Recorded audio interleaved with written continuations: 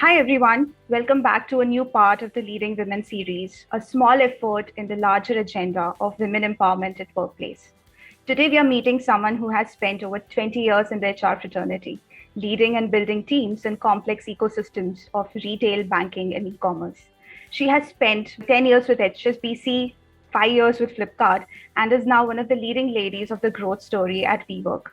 Please welcome Priti Shetty. Hi Preeti, thank you so much for taking out time for us today. Thanks, Stuti. It's great to be here. So, my first question, and I think it's the most interesting questions in our list, what are some moments of self doubt you have had in your journey and how did you manage it?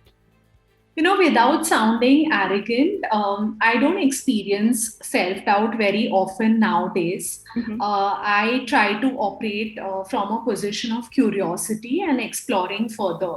What I feel is I've now spent 22 years in the profession and I know I have the experience behind me. And I'm also confident of the kind of energy that I can bring in to a team or to a conversation.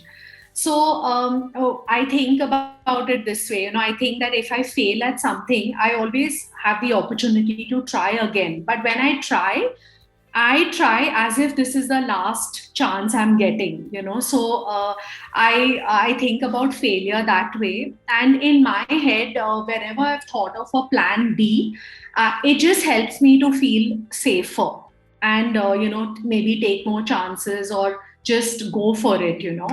And fortunately, I have had people in my life who've believed in me. And as I've progressed in my career, I have deliberately sought environments that provide me with that autonomy, that space to grow. And WeWork India, I think, is definitely one such space. Both my manager and my peers, they definitely provide me with that psychological safety that I need to make those tough calls, to ask those uncomfortable questions. And honestly, I'm very grateful for that. Great. My next question for you, Preeti, is what is that one lesson or story you can share from your experience that is unique to being a woman? My biggest learning has come from being a mom. I think I learn so much from my daughter every single day. The clarity, the honesty with which kids look at things is so refreshing. And she's also my biggest strength. She is my sounding board on a lot of occasions because she comes from such a different vantage point. Motherhood often reminds me of what is really important, not just in life, but also at work. And I carry that back to my work decisions. So, I think about what are the goals and priorities that are most important. How should I be spending my time at work? And how do I nurture the next generation of talent? So these questions, when I address them, they help me to bring the right level of focus to my work as well. Moving to the next question, and this is a very, very contextual question in current times, is why do you think empathy plays such a big part of leadership and why has it just emerged as a discussion?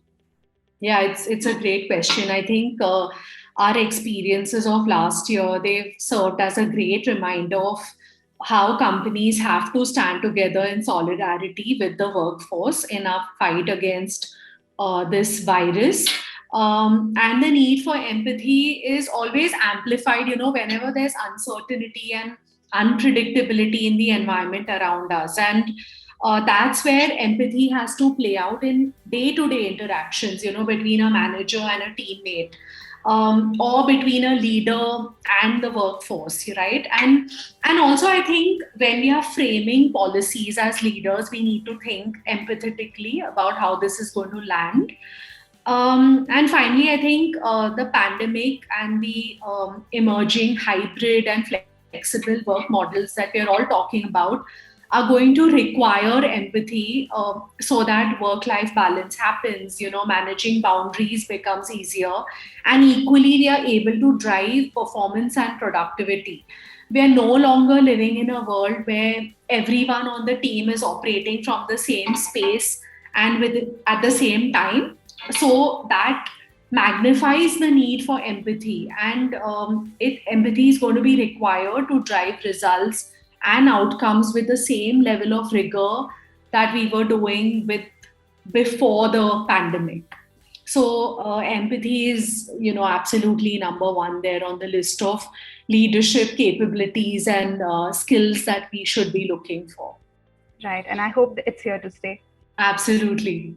Next question, Preeti, is what are some strategies that can help women achieve a more prominent role in some male-dominated industries?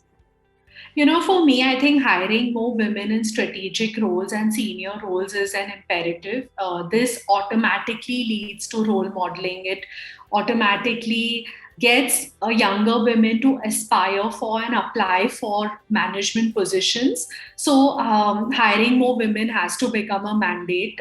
Ensuring that women are heard and valued. When any type of demographic is in a minority, it's easy to lose sight of their perspectives and needs. So we need a high level of self-awareness towards inclusion from the most senior leadership. And we should build that culture of inclusion in our day-to-day decision making. At WeWork India, we've got an active employee resource group. It's called Women of WeWork India. And the goal for us is to empower women to reach their full potential. So we've done a lot of initiatives around helping with financial wellness, sharing inspiring stories of women, enabling networking between our women, and then showcasing women role models and just spreading awareness. I think all of this collectively leads to a more inclusive environment and more inclusive day-to-day behaviors. That's a very insightful answer, and good to know that companies like WeWork are coming up with such insightful setups to help us do more and more.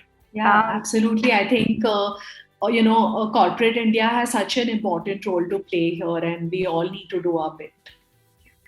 My last question, Preeti, for you is that what is the one advice you would give to your 10-year-old self, or maybe in your case, your daughter? It's a very interesting question. I loved thinking about this one. I think the first piece of advice is be brave, take those risks, don't try to be perfect. The second one is that you can have it all. I think, we've always been told that as little girls or as young women, we have to choose. We can't have it all, but I think we can have it all. It's just about finding the right environment and the right people in your life who can enable that for you. And finally, I think it's about holding on to your dear friends, making the time through your life to nurture those friendships and relationships, because they are going to be your biggest supporters in the years to come. So yeah, that's something I tell my daughter, and that's something I would tell my 10-year-old self. Great. I think these two things have come up a lot in our interviews as well, that be brave and don't run after perfection. I don't know why it's so much set into our DNA that we're not okay with imperfection, which is not. Yeah.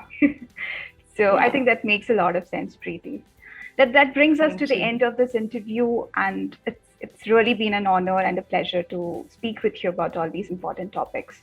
I really hope even if we are able to touch a few lives and we are able to encourage a few people through this, it would be a success for me. Great, thank you. It was lovely being here.